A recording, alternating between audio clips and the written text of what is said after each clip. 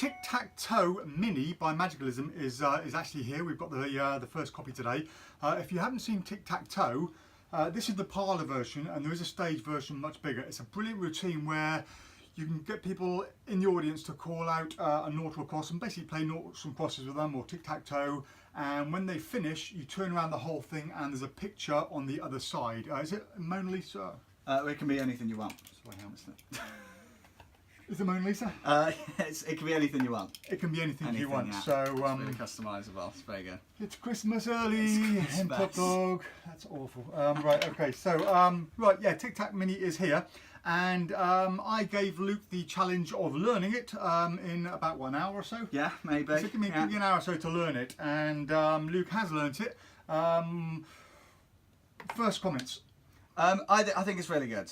I think there's a few bits I wasn't expecting with it that you've got to kind of work around, but ultimately I think obviously it's for stage performers, and I think the general effect of the prediction is brilliant, and if you can work around the fact that you've got to place the pieces, it's actually it's good fun. I got Luke to perform it on me. I haven't really played with this too much. I was aware of what it did, so I got Luke to do it to me as almost like a layperson. So I'd never seen it. I said, show me the routine, the close-up, and it is strong. It is strong, but from what I understand, it's one of those things you won't be able to buy this tonight and go home and perform it later on. No. It's one of those things where you're going to have to learn a few, I wouldn't say algorithms or code. No, you've just got to be prepared for every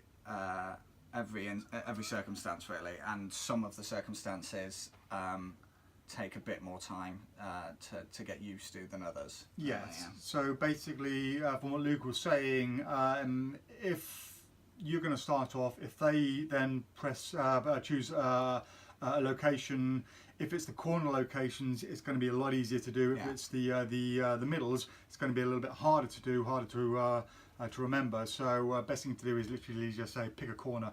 But do you want to do it on me now? Yeah. Just we'll to show, do a quick just one. to show what it is. Okay, so the idea of this, we're going to play noughts and crosses. Now, to make it a little bit harder for me, I'm gonna. The only way I can win is if I win. If you draw or you lose, then you win. Okay. Right, so you can even win off of a draw. Yep. Okay. Because of that, I am going to start. Okay. Because I have to. Because a draw is going to. Okay, and obviously, I'm going to start with the middle here. So where do you want to go? I'll go on that You're going to go there. with that one there. Okay. So then I'll go with. I'll go there. Yeah. Well, I've got to go there. I should win. Exactly. Yeah. And then I've got to go there. Yeah. I will go there. Yeah. Very good. I'll try. Stop it. This isn't. I only hope I've got to go there. I should win. Well, there you go. I think that's a win for you technically because we drew. Now, you might have noticed when we were doing this that there are kind of images on the back here. I did say that this was about me trying to beat you, but that was just a ruse ultimately because I was trying to influence your decisions to take the pressure off having to win. Because you'll notice on the back that we did get it perfectly.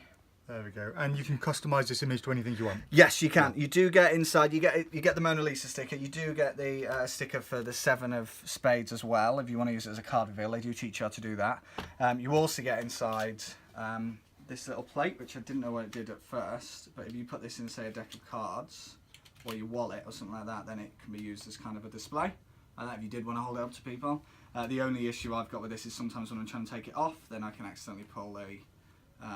Slide it off more. Exactly, yeah. These can fall off, but ultimately it's not too bad. It's just a nice little addition to it. But yeah, you can then print off any image you want on and stick it on the back. So that's what's so good about it. That's why it's so popular. One of the things I didn't like is the trailer that comes with it is a little bit misleading in that the layperson puts them on, and it is an orientation-based thing. So if you have good control over the audience, then yes, they will hopefully put it on in the right place, or maybe you can lay them out in a certain way and just say pick one and put it in there, and hopefully they'll get it right.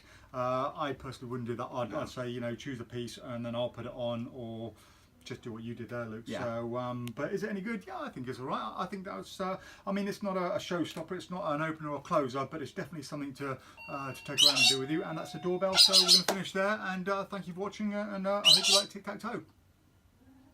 So just in addition to the review you've just seen, It's the day after, by the way, and I took this home last night and I was having a little play, and I thought this is going to be amazing for trade shows. So you've got your delegates walking past, you've stopped them, you've had a quick game of Tic Tac Toe, you've turned it around, and you've got the new product or the company's logo or the product they're launching. It's going to be perfect for anyone doing that. So if you do trade shows, give this a serious thought. You can customize it to anything you want, any kind of product, logo, branding, it'll be perfect for you.